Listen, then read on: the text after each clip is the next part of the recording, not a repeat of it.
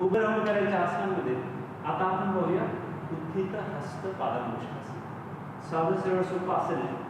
आपण मी तुम्हाला एका बाजूने दाखवतो. मॅटच्या थोडंसं मागच्या बाजूला यायचं. दोन्ही पण हात अशा पद्धतीने कमरेवर ठेवा. मग उजवा पाय वर असतो. उजव्या पायाचा अंगठा आपल्याला उजव्या हाताने पकडायचा आहे आणि मग श्वास घेत सावकाश उजवा पाय सरळ. पाठीचा कणा ताठ राहील. डावा पाय गुडघ्यामध्ये सरळ, उजवा पाय गुडघ्यामध्ये जेवढं जमल तेवढं सरळ ठेवा. नजर स्थिर ठेवा. साधारणतः आसन आपल्याला 15 ते 20 सेकंद ठेवायचं आहे.